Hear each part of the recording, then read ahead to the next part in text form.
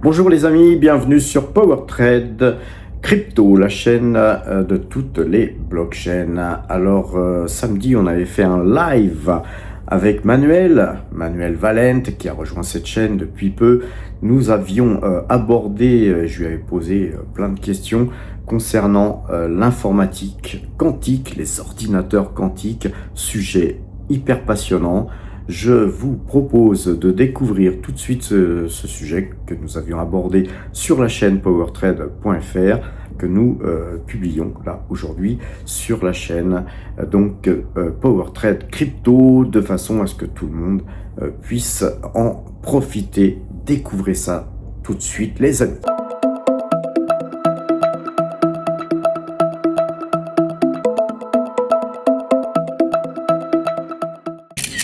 Bonjour Manuel, comment vas-tu? Bonjour Patrick, ça va très très bien et toi-même? Eh ben super, moi aussi. Là, je suis à Bangkok pour 3 jours, donc voilà, je profite un petit peu de cette ville magnifique, trépidante. Et voilà, donc aujourd'hui, le sujet, c'est l'informatique quantique, les ordinateurs quantiques. Donc, on va peut-être attendre un petit peu que quelques personnes commencent à nous rejoindre. Ça y est, bonjour Christian. On a de toute façon, hein, c'est un live, mais qui voilà, qui reste d'ailleurs toujours en ligne. Donc les gens qui arrivent un petit peu en retard, ils pourront regarder le début ou l'entièreté du live ensuite. Et ensuite, ce que je fais aussi, parce qu'en fait, nous avons pas encore assez d'abonnés pour pouvoir faire des lives sur la chaîne crypto. Puis de toute façon, pourquoi pas les faire sur la chaîne PowerTrade. Par contre, après, je fais un petit montage et je refais l'intégralité du live sur la chaîne crypto pour que voilà, que un maximum de personnes puissent profiter de ton savoir, Manuel. Alors moi sur l'informatique quantique, les ordinateurs quantiques, j'y connais pas grand-chose, hein. Bien sûr, je suppose que ce sont des ordinateurs hyper puissants, mais tu peux peut-être nous dire comment ça marche, comment ça fonctionne, et voilà, donne-nous un peu plus d'informations. Ouais. Alors, un ordinateur quantique, ça marche de façon relativement différente d'un ordinateur classique. Donc, tu sais qu'un ordinateur classique, il contient des bits de données. Un bit, c'est juste une information qui est soit 0, soit 1. Et tous les calculs qu'un ordinateur classique est capable de faire, c'est des calculs sur les manipulations des bits. Donc, il va regarder est-ce que tel bit est à 0, si oui, je mets tel autre à 1, etc. Et il fait ça des milliards et des milliards de fois par seconde. Donc, ça va ultra vite. Le problème de ça, c'est que un ordinateur classique, tout ce qu'il est capable de faire, ça va être de faire des opérations les unes après les autres. Donc, elles sont séquentielles. On va prendre immédiatement un exemple. Imagine que je veux trouver un mot de passe. Si je veux trouver ce mot de passe, et je sais que si j'applique telle opération sur le mot de passe tel qu'il est chiffré, je serai capable de le décoder. Bah, si j'ai pas le code de déchiffrement, le seul moyen que j'ai, ça va être de tenter l'une après l'autre toutes les combinaisons possibles pour décoder le message et finalement l'obtenir. D'accord. Donc, c'est d'ailleurs sur ça que beaucoup de systèmes de chiffrement se basent sur le fait que si tu as un nombre suffisamment important de possibilités, eh bien, ça va être très difficile, sinon impossible, à un ordinateur classique d'être capable de déchiffrer le message et de récupérer l'information et ainsi de suite. Si je suis capable de prouver qu'en prenant tous les ordinateurs de la planète et en les faisant fonctionner pendant 1 million d'années, j'aurai relativement peu de chances de trouver le message, eh bien, je considère que mon système est solide. Et tu commences à voir où est-ce que je veux en venir en parlant de déchiffrement et en parlant de cryptographie, etc., etc. Un ordinateur quantique, ça va marcher de façon différente. Donc, au lieu d'avoir un bit qui est à 0 ou à 1, un ordinateur quantique, il va avoir ce qu'on appelle un qubit. Alors, un qubit, c'est un bit quantique. Euh, Sans rentrer dans les détails, et je pense que les abonnés parmi nous qui auront fait un peu de mécanique quantique, ils savent à quel point ce genre de choses est d'une complexité absolument effrayante. L'idée fondamentale, c'est que un ordinateur quantique est capable d'avoir plusieurs états simultanés. Plusieurs états simultanés, ça signifie que je vais pouvoir si j'ai suffisamment de qubits disponibles sur mon ordinateur quantique, je vais pouvoir avoir tous les états possibles du résultat du problème que je suis en train de chercher. Donc, au lieu d'être sur une recherche séquentielle, j'essaye chaque tentative l'une après l'autre, etc., etc. Un ordinateur quantique, il est tout simplement capable de traiter toutes les solutions possibles instantanément en une seule opération. C'est ça la magie de l'ordinateur quantique. Tu vois, il est capable de pouvoir avoir, par exemple, 1 million d'états simultanés en parallèle et de trouver instantanément quel est le bon. Voilà comment ça marche globalement à l'ordinateur quantique. Alors évidemment, on va se dire, ouais, c'est extraordinaire, ça va nous permettre de faire de résoudre des problèmes absolument géniaux et ainsi de suite. Le problème, c'est qu'on en est encore extrêmement, extrêmement loin. Le premier problème absolument fondamental de l'ordinateur quantique, c'est que autant si je prends un ordinateur classique et que je lui mets un bit à 0 ou un bit à 1, bah, il va le conserver tant qu'il a de l'électricité. Mon bit, il va pas changer. Le problème des ordinateurs quantiques, c'est que les bits, ils sont d'une fragilité absolument colossale. C'est-à-dire, déjà, ton ordinateur quantique, il va devoir tourner à une température très très très basse. Quand je dis très basse, c'est de l'ordre de 0,01 degré au-dessus du zéro absolu. Je te parle d'un truc qui est quand même plus froid que l'espace intersidéral. Parce que toute modification de température va avoir un effet sur tes qubits, va les mettre n'importe comment et va détruire le calcul que tu es en train de faire. Si tu as la moindre perturbation, si tu as un micro-séisme qui s'est passé il y a à 50 km de là, boum, ça va détruire ton calcul. Si tu as un rayon cosmique qui traverse la pièce et qui modifie un qubit, boum, ton résultat est cassé, et ainsi de suite, et ainsi de suite. Donc le problème majeur que l'ordinateur quantique a aujourd'hui et qui est très très très loin d'être résolu, c'est la fragilité de la conservation des données.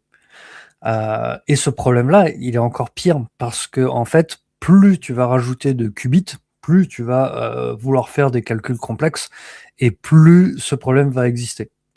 Et donc, à l'heure actuelle, le problème majeur qu'on a, c'est vraiment un problème de scaling. Et les ordinateurs quantiques aujourd'hui, ils existent, ils sont capables de faire des opérations, mais ils sont capables de faire des opérations extrêmement simples. Ça reste extrêmement basique. Avec n'importe quel ordinateur, même en étant en séquentiel, tu es capable d'avoir des résultats 1 milliard de fois plus rapides qu'un ordinateur quantique à l'heure actuelle. Donc tu vois, la première chose à garder en tête, donc c'est évidemment c'est un potentiel absolument incroyable, mais ce potentiel, on en est encore extrêmement loin.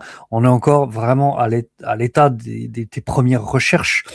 Et cette problématique de la stabilité de la data, elle est complètement présente. Et aujourd'hui, on n'a même pas, même dans les recherches les plus avancées, le moyen de la résoudre. Donc déjà, tu vois, c'est déjà quelque chose qu'il faut garder en tête lorsque on est en train de considérer le danger potentiel de l'ordinateur quantique, notamment pour le monde de la crypto, c'est que on est encore très très très en amont de ces problématiques de recherche. Et donc moi, en fait, quand tu m'expliques tout ça, je me dis qu'on est très certainement encore très très loin d'une stabilité telle qu'on aurait besoin pour que ça fonctionne. Parce que quand tu me parles, ne serait-ce que de température, hein, je vais pas encore plus loin, arriver à avoir une stabilité de température à ce niveau-là, c'est déjà un grand défi aujourd'hui, non? Absolument. Absolument. Ouais. Alors tu as des gens qui te disent les ordinateurs quantiques, ce qu'il faudrait, c'est les faire fonctionner, tu sais, dans les mines les plus profondes qu'on a à plusieurs Ouais. kilomètres de profondeur, ou alors carrément en orbite dans l'espace. mais tu te rends bien compte que tout ça, ça te multiplie bien entendu les coûts d'autant et ainsi de suite. La solution qu'ils sont en train d'appliquer aujourd'hui pour avoir un peu une stabilité des données, c'est de dire si tu veux un qubit de données dans lequel tu peux avoir à peu près confiance, il faut que tu en alignes, mettons, 5 à 10 000 pour être vraiment sûr, et tu vérifies que les 5 à 10 000 ont tous à peu près le même résultat, et là tu te dis ok, j'ai un bit qui est utilisable. Donc tu vois, c'est quand même aujourd'hui encore très difficile, et vraiment voilà, le plus gros problème vraiment, c'est cette instabilité de la data à l'heure actuelle. Voilà, et la recherche de cette stabilité va être très coûteuse, a priori. Donc on Absolument. est, bon, Non seulement en termes de technologie, et encore une fois, je souligne, il y a même des défis technologiques qui aujourd'hui n'ont même pas été résolus. On ne sait pas, les chercheurs ils sont en train de chercher, mais il y a des défis qui sont même pas résolus.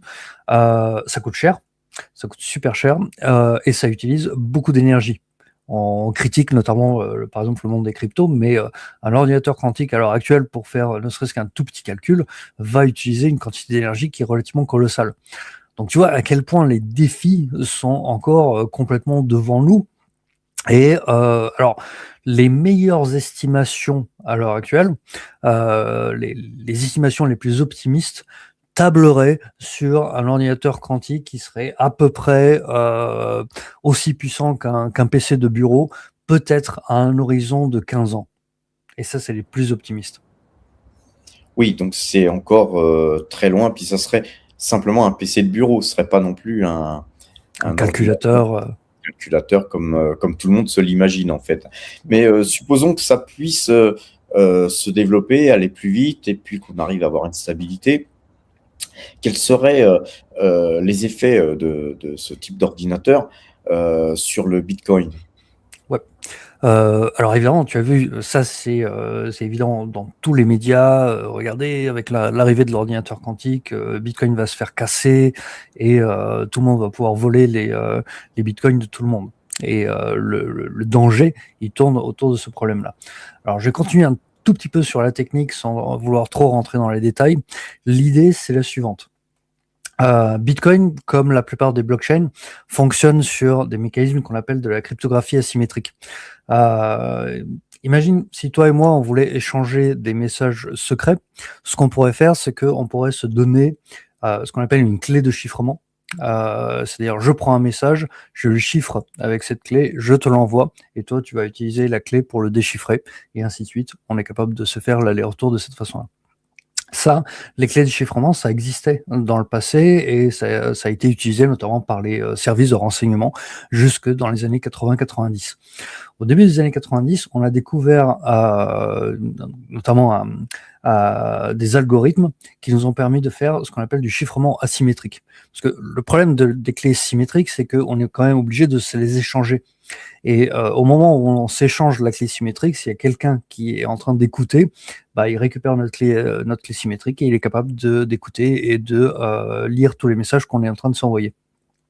Le chiffrement asymétrique, c'est l'idée que moi, je vais conserver une clé secrète, et que je vais juste publier, et je vais donner par exemple à mon correspondant, je vais donner à mon correspondant ce qu'on appelle une clé publique, et cette clé publique, elle ne permet pas de faire les opérations de chiffrement. Tout ce qu'elle permet de faire, c'est de vérifier que l'opération de chiffrement correspond à ce que moi j'ai fait. Donc tu vois, c'est juste un système où je publie le moyen de vérifier que c'est bien moi. D'accord ? Et au quotidien, c'est ça qui est utilisé dans le monde de la crypto.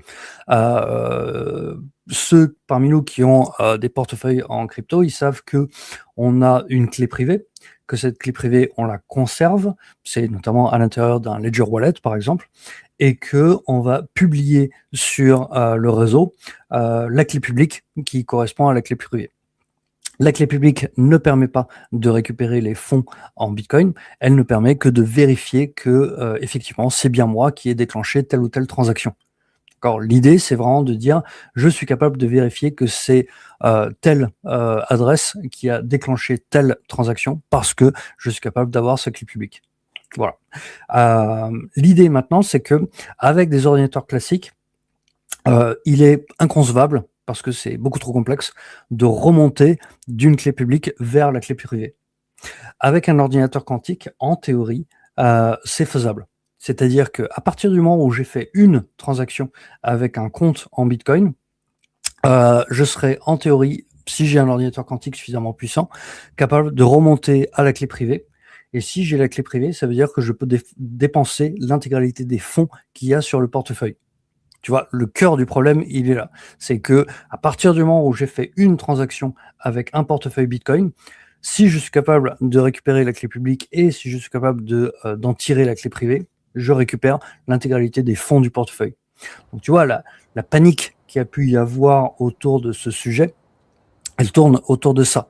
Elle tourne autour du fait que, voilà, avec un ordinateur quantique, quelqu'un qui va observer ce qui se passe sur le réseau va pouvoir récupérer ta clé publique et du coup va récupérer ta clé privée et du coup va pouvoir voler tes bitcoins. Tu vois, le problème il est dans le cœur du sujet. D'accord. Mais en fait, il n'y a pas que les cryptos qui pourraient impacter le secteur bancaire, peut-être encore plus, non? Absolument. Et ça, c'est marrant parce que t'as personne qui en parle. Et même au-delà du secteur bancaire. En fait, si on regarde, tu as à peu près tous les mécanismes de sécurité qui sont utilisés aujourd'hui au quotidien, que ce soit à l'intérieur du secteur bancaire, que ce soit nous-mêmes avec le navigateur qu'on est en train d'utiliser en ce moment, qui utilise donc le protocole HTTPS qui est sécurisé. HTTPS, c'est sécurisé par des clés privées, des clés publiques. C'est exactement le même principe. Ça veut dire que quelqu'un pourrait éventuellement vérifier et s'introduire dans les transactions qu'on effectue au quotidien. Ça veut dire que ta connexion avec ta banque n'est plus sécurisée, que la connexion entre les développeurs et les gestionnaires de la banque et leurs propres serveurs ne sont plus sécurisés, etc., etc. L'ordinateur quantique a vraiment le potentiel de faire en sorte que l'intégralité de toute la sécurité du monde informatique tel qu'on la connaît aujourd'hui soit remise en cause. Et c'est marrant, tout le monde, dans les médias notamment, se focalise sur le danger potentiel qu'il peut y avoir sur le Bitcoin et les cryptos en général. Et personne se préoccupe trop du fait que à peu près toutes les connexions sécurisées fonctionnent sur à peu près le même principe. Et donc, la menace existe, mais alors, qu'est-ce qu'on fait? Qu'est-ce qu'on fait? Alors, il y a des bonnes choses d'ores et déjà à dire. La première et la plus importante, et ça déjà, c'est des choses qu'on peut affirmer et pour pouvoir rassurer les gens qui sont parmi nous et qui possèdent des cryptos, c'est que déjà, si vous avez des cryptos et que vous les détenez depuis moins longtemps que, on va dire à peu près 2012, vous n'êtes pas impacté. Vous n'êtes pas impacté parce que dès 2012, il y a eu des modifications sur le protocole Bitcoin qui rendent en fait le système beaucoup plus sécurisé. C'est notamment l'introduction de ce qu'on appelle les adresses Bitcoin. Jusqu'en 2012, on utilisait directement ce qu'on appelle la clé publique. À partir de 2012, on a introduit l'adresse Bitcoin. L'adresse Bitcoin, c'est ce qu'on connaît à peu près tous, c'est cette adresse qui commence par 12 B, A, Z, etc., etc. C'est ça l'équivalent de l'IBAN sur le monde de la crypto. Je communique mon adresse, les gens sont capables de m'envoyer du Bitcoin sur cette adresse. Eh bien, l'adresse nous protège déjà largement plus. C'est beaucoup plus difficile de pouvoir rebondir et pouvoir tirer une clé privée d'une adresse que ça ne l'est d'une clé publique. Donc, d'ores et déjà, pour les gens qui nous écoutent, si vous avez des bitcoins et que ces bitcoins sont plus récents ou comme la transaction qui a permis de les stocker est plus récente que 2012, vous n'avez pas grand-chose à craindre, très honnêtement. Si vos bitcoins sont chez des exchanges comme par exemple Binance, comme Coinhouse, comme Kraken ou autres, vous n'êtes pas en danger parce que tous ces providers utilisent des méthodes de sauvegarde qui datent, qui sont plus récentes que 2012, donc ça ne pose absolument aucun problème. Malgré tout, malgré tout, ça signifie que tu as l'ensemble des gens qui sont dans le monde de la crypto et principalement les gens qui développent ces protocoles qui quand même se disent que autant commencer à travailler d'ores et déjà sur le problème. Autant commencer à modifier les protocoles pour qu'ils puissent même être résistants à un horizon de 10, 15, 20, 50 ans même. Et tu as des gens qui travaillent d'ores et déjà dans des protocoles comme Solana, dans des protocoles comme Ethereum, dans des protocoles comme Algorand et autres, sur le fait de faire évoluer les protocoles de chiffrement pour être complètement résistants à l'ordinateur quantique lorsqu'il arrivera. Donc tu vois, honnêtement, là on est vraiment sur ceinture et bretelles. On est en train de considérer une attaque qui pourrait être potentiellement prête à un horizon de 15 ans au mieux, et on est d'ores et déjà en train de se parer contre ce genre d'attaque et en train d'essayer de modifier les protocoles pour qu'ils y soient résistants. Sur Bitcoin, là aussi, il commence à y avoir des travaux. Mais sur Bitcoin, c'est relativement lent. C'est relativement lent parce qu'il faut réussir à trouver un consensus à l'intérieur de la communauté. Aux dernières nouvelles, aux derniers articles que j'ai pu lire, on serait pour Bitcoin sur un horizon aux alentours de 7-8 ans pour que on ait la possibilité d'avoir une évolution du protocole qui soit véritablement résistante à un ordinateur quantique sur le très très long terme. J'avais même lu que dans le monde bancaire traditionnel, eux aussi, ils travaillent sur la question. D'accord. Donc, même si on n'entend pas de panique à l'intérieur dans les médias autour du sujet, et notamment autour du sujet chez les bancaires et autres, même eux, ils se rendent compte qu'il peut y avoir un danger potentiel à un horizon relativement lointain. Mais autant commencer à travailler sur la question, autant voir qu'est-ce qui est faisable et autant faire évoluer les protocoles. Ça mange pas de pain et ça nous protège sur le moyen long terme. Donc tu vois, tu as à peu près aujourd'hui tous les gros protocoles du monde de la crypto qui sont en train de réfléchir sur la question, qui sont en train de préparer des évolutions. Tu en as même certains qui sont d'ores et déjà en train de lancer des réseaux de tests sur lesquels ils ont implémenté d'ores et déjà des nouvelles méthodes de chiffrement qui devraient être résistantes aux ordinateurs quantiques. D'après ce que tu disais, si tu as acheté des bitcoins il y a 12 ans, tu aurais intérêt à faire une transaction aller-retour, de les vendre et puis de les racheter pour te sécuriser peut-être. Absolument. Et c'est amplement suffisant. D'accord. Donc vraiment, pour les gens, si jamais vous avez de la chance d'avoir des bitcoins qui datent de 2009-2010, et donc avec évidemment le cours correspondant à 2009-2010, la seule chose que vous avez à faire, c'est de les prendre, de réutiliser votre vieux portefeuille, de les envoyer sur un portefeuille récent. Le problème est réglé. Et immédiatement, vous n'avez plus de problème.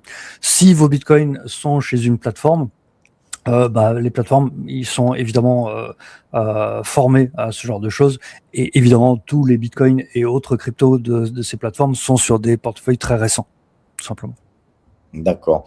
Et au final, quel est le véritable danger pour le bitcoin s'il y en a un? Alors en fait, il y en a un. Donc tu vois, je te dis, voilà. Donc la solution, en fait, elle est simple. On vient de l'exprimer.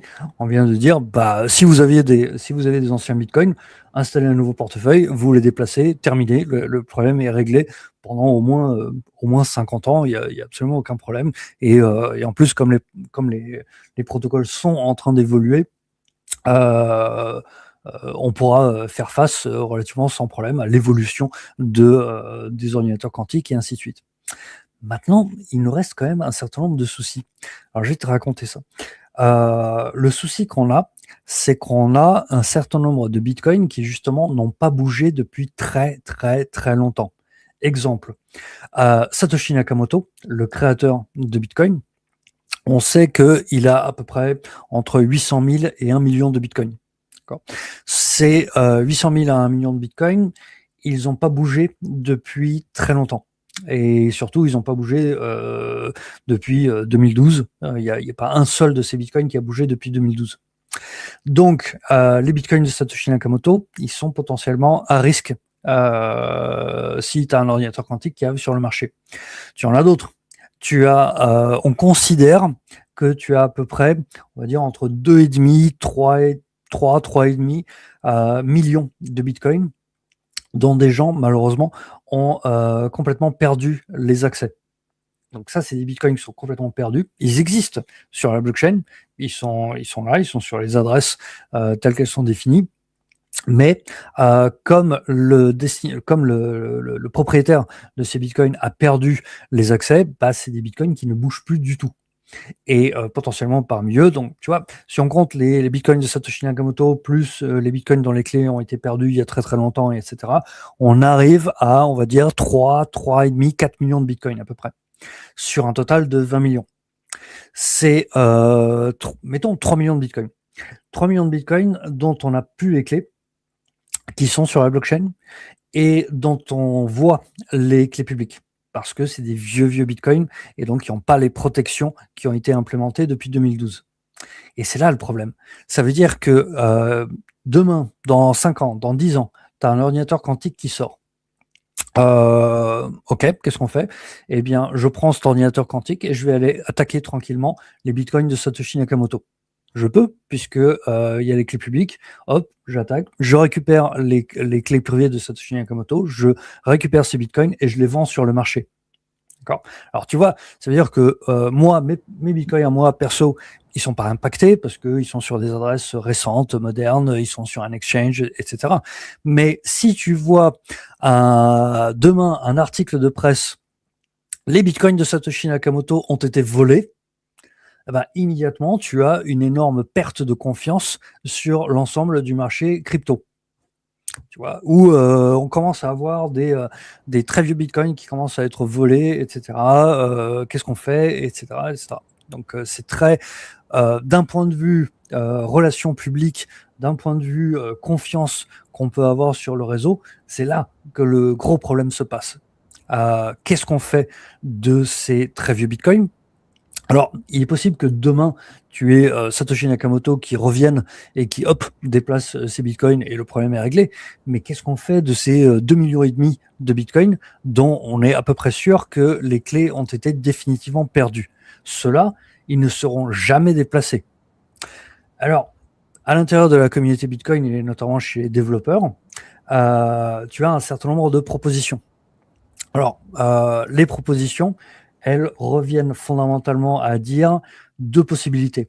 Première possibilité, on modifie le code de Bitcoin et ces vieux Bitcoins qui n'ont pas bougé depuis très très longtemps, on va les parquer, on va les déplacer vers une adresse qui appartiendra par exemple à la fondation Bitcoin directement. Et si un jour les propriétaires de ces bitcoins se réveillent et qu'ils viennent les réclamer, s'ils sont capables éventuellement d'en apporter la preuve, bah, on les reversera et on leur redonnera. Deuxième possibilité, on détruit ces bitcoins.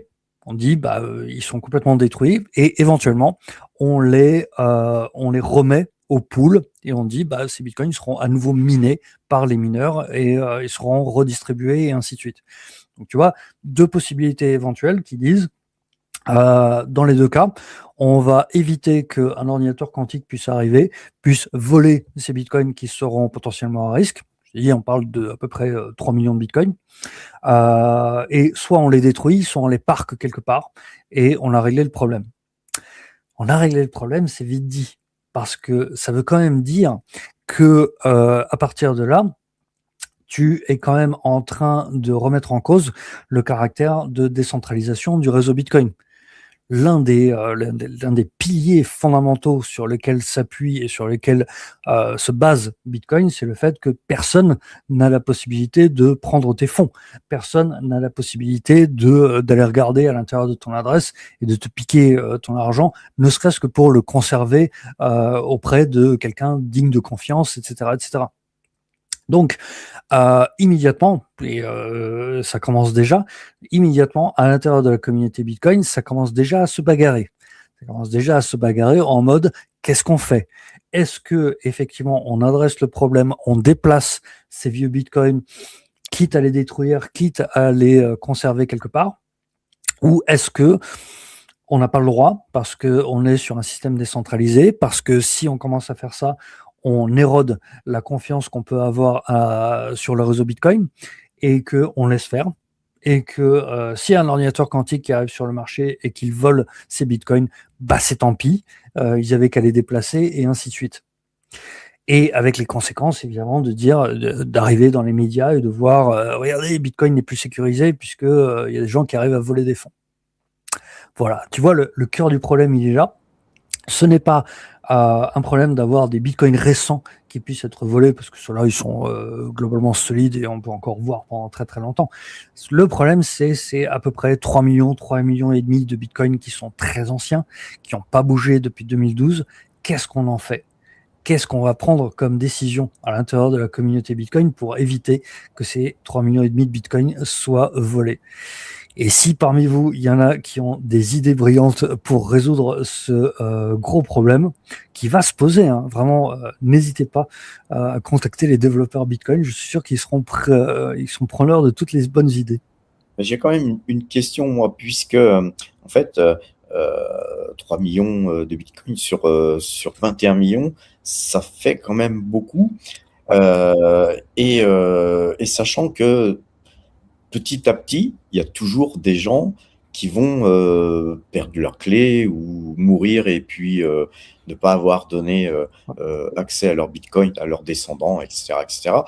Ça pose la question justement de la centralisation et de la décentralisation, parce qu'une monnaie, en fait, elle régule tout ça de par les banques centrales, etc. On a des statistiques qui permettent de dire, bon, bah, il y a de la monnaie qui a dû brûler dans des incendies, etc., etc., et donc qui recrée effectivement de la monnaie. Mais de l'autre côté, il y a de la monnaie qui a été détruite. On ne peut pas la quantifier exactement, mais elle a été détruite, mais ça se régule. Alors que sur le Bitcoin, rien n'étant régulé, au fil du temps, supposons que dans 500 ans, c'est plus 3, 4 millions, ça sera peut-être 6, 7 millions, voire plus. Et à un moment donné, ça risque de poser question, non? Alors, tu fais la comparaison avec une monnaie fiduciaire. Souvent, le mieux, c'est de faire une comparaison, tu sais, avec de l'or, avec des pièces d'or. Si je prends un sac de pièces d'or et que je vais l'enterrer suffisamment loin dans la forêt, suffisamment loin et suffisamment profond, et que ensuite je disparais, eh bien, on va avoir beaucoup de mal à le retrouver un jour. Tu vois, et donc, et il n'y aura pas de nouvelles quantités d'or qui seront fabriquées pour compenser ou quoi que ce soit. Si on le Oui, mais retrouve, on la retrouvera un jour. Je veux dire, peut-être. pas forcément. Mais en tout Ou cas, alors elle sera le cas sur Terre, extrême. elle existera toujours. Le cas extrême, je prends un sac avec des pièces d'or et je le balance dans un volcan. Hop, là, on aura vraiment du mal à le récupérer, à le retrouver. C'est ce que je veux dire. Et donc, tu vois, l'analogie, elle est proche de ça. C'est de dire, bah voilà, comme j'ai le contrôle direct de mon sac de pièces d'or, je vais pouvoir le cacher, je vais pouvoir éventuellement le détruire, le faire passer dans un four et ainsi de suite. Bitcoin, c'est pareil. Si je récupère pas mes fonds, ils seront perdus à jamais. Alors, quand même un peu d'espoir, c'est le fait de dire que si tu remontes aux alentours de 2009-2010, bien évidemment, il y avait des gens qui étaient capables de générer et de récupérer des quantités relativement colossales de Bitcoin, puisque ça valait rien. Si tu avais 1000 Bitcoins en 2010, 1000 Bitcoins, je crois que ça valait 2 ou 3 dollars. Donc évidemment, une personne, elle faisait pas forcément très très attention sur les clés privées. Ok, bon, j'ai perdu les clés privées, j'ai perdu 1000 bitcoins, c'est pas gravissime, j'ai perdu 2-3 dollars et ainsi de suite. Au fur et à mesure que Bitcoin a pris de la valeur, les gens sont devenus beaucoup plus intéressés, précautionneux sur les clés privées. Au fur et à mesure, les gens, ils ont beaucoup plus utilisé des exchanges pour conserver leurs fonds, etc. Donc, au fur et à mesure du temps, on perd beaucoup moins de Bitcoin. Tu vois, parce que évidemment, ça a plus de valeur, donc c'est beaucoup plus intéressant de d'y faire attention. Malgré tout, oui, on va continuer à perdre des Bitcoins, et la question, elle va éventuellement se poser. Alors, tu as des gens qui vont te dire, au contraire, c'est encore mieux, parce que ça veut dire que les bitcoins qui sont définitivement perdus, bah, c'est de l'offre qui a disparu sur le marché. C'est Donc, quelque part comme un rachat d'actions, en fait, pour une comme entreprise. un rachat d'actions, comme on l'a vu par exemple, comme des protocoles comme Hyperliquid sont capables de faire au quotidien. Donc, fine, il y a aucun problème. Ça donnera encore plus de valeur au bitcoin qui reste. Ok. Et effectivement, tu peux te dire que bah, comme un bitcoin peut être découpé en 100 millions d'unités, bon, bah, on aura toujours assez, hein, même si le bitcoin vaut 1 milliard de dollars par bitcoin, c'est pas un problème, on pourra toujours le découper comme on veut, et ainsi de suite, ça pose aucun problème. Donc, le problème de ces très très vieux bitcoins, c'est vraiment ça. Qu'est-ce qu'on fait le jour où il y a un ordinateur quantique qui est capable de les voler? Mhm. D'accord. Mais écoute, on te remercie pour tous ces éclaircissements. On en sait déjà beaucoup plus et on est peut-être beaucoup moins inquiet à ce sujet. Et tu as peut-être autre chose à ajouter sur Non, le ouais, sujet? en résumé, donc, pour les gens qui possèdent des bitcoins, si vous avez des bitcoins qui datent de moins de 2012, vous avez absolument rien vous n'avez pas à vous en faire. Si vous avez des très très vieux bitcoins, déplacez-les. La question qui se pose, c'est qu'est-ce qu'on va faire lorsque les ordinateurs quantiques seront là? Alors, c'est pas demain la veille, comme encore une fois, hein, les meilleures estimations seraient d'avoir un ordinateur quantique à peu près utilisable d'ici une quinzaine d'années, voire 25, 30 ans, etc. On est vraiment sur des horizons très très longs. Et lorsque ces ordinateurs quantiques vont arriver, qu'est-ce qu'on fait de ces très vieux bitcoins? Est-ce qu'on les déplace? Est-ce qu'on les détruit? Ou est-ce qu'on laisse faire? Mais après, les sociétés, en fait, c'est surtout des sociétés qui seraient capables de créer un ordinateur de ce genre. Je crois que Google y travaille Ouais. ardemment. Je pense qu'on n'a pas trop à craindre de ces sociétés. Ils vont pas aller piller les comptes bancaires des gens qui leur font gagner de l'argent, en fait, aussi. Ils vont pas détruire la poule aux œufs d'or. Je pense que leur but, c'est de découvrir peut-être de nouvelles choses plutôt que de piller, que de piller la planète. Mais le truc, c'est la question qui va se poser, c'est qu'est-ce qui va se passer le jour, et ce jour potentiellement arrivera, c'est le jour où tu vas avoir ces ordinateurs quantiques qui vont commencer à être ouverts au grand public. Et de dire, par exemple, moi, je voudrais louer 1 heure de puissance sur l'ordinateur quantique de Google. Tu vois, potentiellement, ça peut être un excellent business model pour Mhm. Google de dire on vous loue 1 heure, une journée de puissance de calcul sur ces ordinateurs quantiques. Et à ce moment-là, c'est là que tu vas commencer à avoir des gens qui vont commencer à se poser des questions. Tiens, qu'est-ce que je pourrais en faire? Et si j'allais regarder si je peux récupérer les bitcoins de Satoshi Nakamoto, par exemple. Ouais, Tu vois. effectivement. Bon, bah écoute, c'était super intéressant comme d'habitude. Eh bien, j'en profite pour rappeler, hein, parce que je fais pas toujours des messages assez tôt, mais pour rappeler que c'est tous les samedis à 15 heures, hein, les amis, sauf cas contraire, qu'on fait donc un live avec Manuel.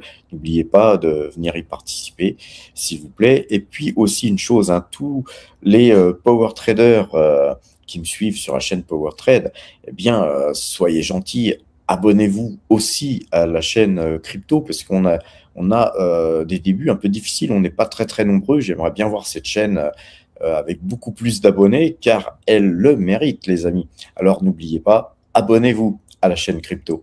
À bientôt, les amis. Au revoir. Portez-vous bien et soyez prudents.